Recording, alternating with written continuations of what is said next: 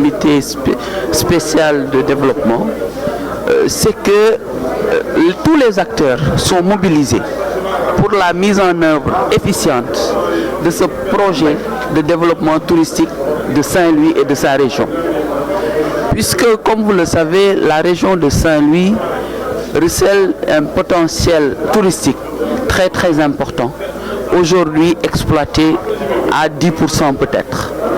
Et c'est dans ce cadre que ce projet de développement touristique de Saint-Louis et de sa région a été développé et financé par l'AFD pour prendre en charge toutes les questions connexes et transversales. Puisque vous n'êtes pas sans savoir que faire venir les touristes, c'est créer un environnement favorable. L'environnement favorable, ce sont les questions d'accessibilité à prendre en charge, les questions d'environnement, de propriété, etc. Et c'est toutes ces questions qui sont prévues dans le projet de développement touristique, dans sa passe espace public, réaménagement d'établissements privés, de résidences privées, les routes de l'hydrobase, la route de l'hydrobase à aménager, le port à réhabiliter, etc. pour permettre de créer un environnement sain pour l'arrivée des touristes. Qu'est-ce qui explique la lenteur du démarrage des travaux?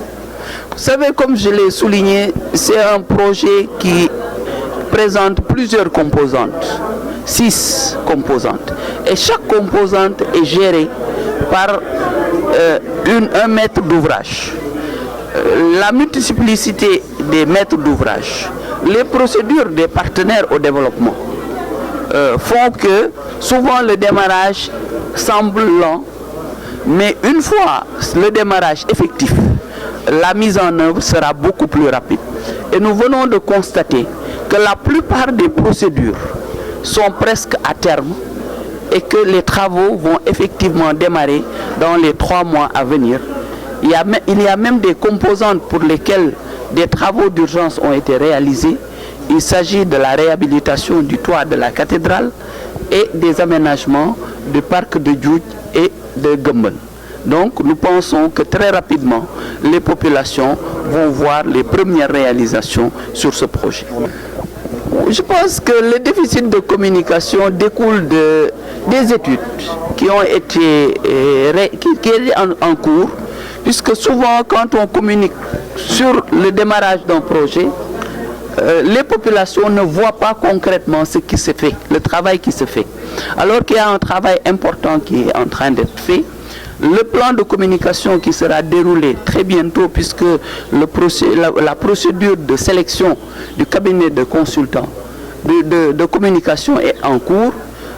À partir de la sélection de ce cabinet, on va voir toute la communication qui sera déroulée pour présenter ce projet, pas seulement aux Saint-Louisiens, mais à toute la population sénégalaise, afin de marquer l'importance de ce projet dans le programme de développement, de relance du tourisme défini par le chef de l'État, M. Macky Sall. Quelles seront les prochaines étapes ici à Saint-Louis? Les prochaines étapes, c'est le démarrage de la réhabilitation de la route, de l'hydrobase que nous escomptons dans les 3 mois à venir, la réhabilitation du pont Faidherbe comme de la place Faidherbe promise par le maire de la ville, qui sera effectif incessamment avant la fin de cette année, et tous les travaux qui sont prévus, autant au niveau du parc de Djoudj, au niveau de la cathédrale qu'on va visiter cet après-midi.